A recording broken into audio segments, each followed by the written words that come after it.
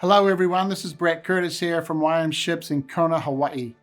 We love focusing on acts of mercy and kindness. There's nothing like seeing a person healed from blindness to begin seeing again. YWAM Ships cares about people's most immediate needs, but also care a great deal about the sustainable improvement. That is why we work hard to educate along with the medical interventions, so people are empowered to make sure improvement continues long after the ship and the crew have departed.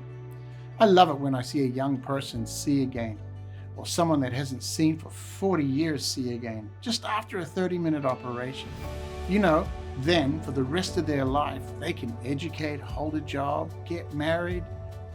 Health education stems the tide of a really old disease. Let me tell you about a story about a girl named Aliana, a young Papua New Guinean school teacher. She came to us, she was frail, she was thin, she had a really high temperature. She was horrified to learn, after seeing the doctor and being in a health course taught by YWAM Ships volunteers, that this persistent cough she had had now for over 2 years was TB, it was tuberculosis. She had been unknowingly spreading the disease and coughing over all her young students. Oh man. Relief came with the knowledge that it was treatable and preventable. That day, an entire village started their healing journey to better health. Through YWAM Ships health education classes, they now have mainstream knowledge, which goes on changing lives long after our ship has sailed. Education is powerful. When a YWAM ship shows up, change begins. In this case, it takes a ship supported by an effective training and fleet support facility like Port YWAM to bring knowledge that produces hope. With no access to roads, bridges, or airports, Aliana's village is cut off from the mainstream world, leaving island people like her among some of the most marginalized on Earth. But when a YWAM ship shows up, lasting change begins. Habits change. Because of new understanding through education, behavior can change. Behaviors change because biblical teaching and mentoring happen.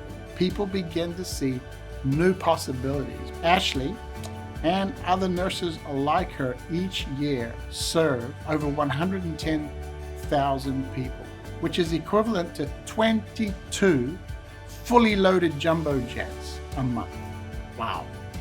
These volunteers are amazing missionary heroes of our day. So let me bring on Ashley Myers, our Chief Medical Administrator from Canada.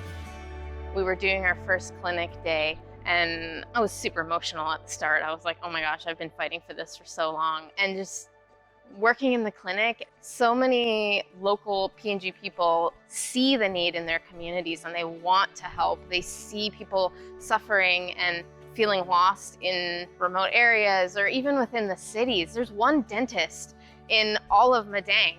Like the whole province has one dentist. And they see the need, but they just don't know how to help. They don't have the resources, they feel stuck. And when the YWAM ship comes in, it brings them hope and it brings some education to be able to show them what does it look like when Jesus comes to your community for real, not just church, not just singing on a Sunday morning, but what does it look like to live the way Jesus lived? This is why I do what I do, because we're just making people feel hopeful, and God cares about them and wants them to know that they are loved. And so we bring that mercy ministry heart piece of let me care for you because God cares for you. The update from our side about our training facility purchase, we've got great news to tell you.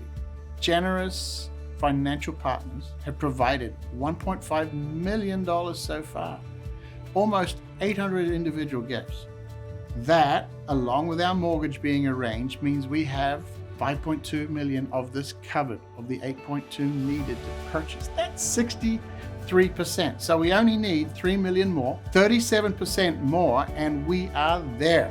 Securing this strategic location will mean we can continue thriving and training and serving the people of the Pacific Islands. It's a worthy financial investment, creating a significant impact on villages in some of the most challenging locations on Earth. Feel free to call me directly if you would like some more information. If you're able to give again this year in 2022, please do so. Both my number and the link to give in this email are below. We are getting so close. Please consider financially investing for the long-term impact. Our deadline is March 21st. We would love your help. We're getting close. Mahalo and God bless.